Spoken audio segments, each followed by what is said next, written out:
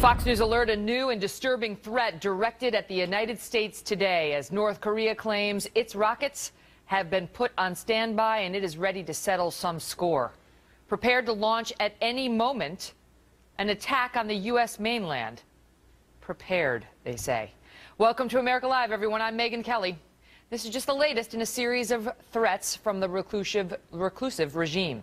Yesterday, we told you how those threats triggered a show of force from our military when we sent B-52 bombers over the Korean peninsula and dropped inert munitions just off the South Korea coast. But in addition to all the rhetoric from North Korea, which is not new, we should say, I mean, they do this all the time, but our Secretary of Defense is taking this seriously. We have now witnessed a chilling display from the North Korean military and people. Take a look. Look at this. Thousands of soldiers and students marching through the capital of Pyongyang, throwing their fists into the air, chanting angry slogans about mercilessly punishing aggressors. One banner overhead, translated from Korean, reads, U.S. Army out. Another says, only death to those who dare to invade us. And while experts believe the North is years away from having a nuclear weapon capable of hitting the U.S., our government is taking these latest threats seriously, as I mentioned. National Security Correspondent Jennifer Griffin is live at the Pentagon. Jennifer, as I said, you know, it's not unusual to hear bellicose language from North Korea, especially when it comes to the West or United States. But it's Chuck Hagel's reaction that's gotten a lot of folks looking at this a little bit more seriously today. Well, also, don't forget, this is the first time that you've heard this extended provocation and rhetoric from the young Kim Jong-un. We've heard this kind of rhetoric before, but this is the longest period that we've seen this kind of escalating tension with no end in sight.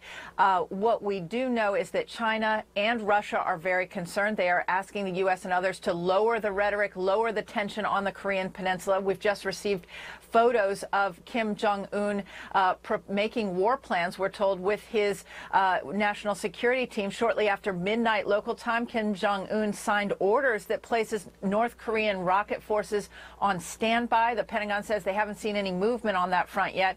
The animated state television announcer who reported this said, quote, he finally signed the plan on technical preparations of strategic rockets of the Korean People's Army, ordering them to be on standby to fire so that they may strike any time the U.S. mainland, its military bases, in the operational theaters in the Pacific, including Hawaii and Guam, and those in South Korea.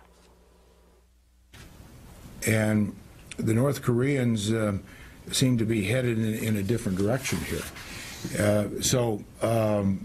We will unequivocally defend, and we are unequivocally committed to that alliance with South Korea. Secretary Hagel and the Pentagon are taking the threat seriously. The B-2 bombers that flew 13,000 miles round trip from the U.S., we're told, dropped inert 2,000-pound bombs as part of the exercises with South Korea. They can carry up to 8 5,000-pound bombs. However, we've also just learned it is the first time the U.S. has ever sent B-2 bombers to the Korean peninsula. This was not a pre-planned flight, we're told, as part of the ongoing exercises with the South Koreans. The Pentagon made the decision recently in light of Kim's new threats. This was designed to send a clear message to the young North Korean leader. The Pentagon worries he's backing himself into a corner with his threats. State TV in Pyongyang is playing martial music, preparing the North Korean people for war. U.S. diplomats say this rhetoric is higher and more pro than anything they have seen in the past under Kim Jong-un's father and grandfather. The potential for miscalculation right now, Megyn, is huge, and it might be worth noting that back in 1984, the U.S. prepared a campaign plan which would have allowed the U.S. Air Force to destroy the entire North Korean Air Force in 100 hours. Retired U.S. Air Force generals tell us they could do it even faster today. Megyn? Wow. All right, Jennifer, thank you. And just want to correct myself. I said B-52 bombers. It's B-2 bombers. A little more context for you now on North Korea. It has over 1,000 short and medium-range missiles. And as far as military strength goes, the armed forces have approximately 1.3 million active personnel. The North also has over 600 combat aircraft at its disposal. But when it comes to lifestyles, the North Korean people are practically living in the dark ages. Take a look at this nighttime image of the Korean peninsula. South Korea is lit up, just a faint glimmer, though, around Pyongyang.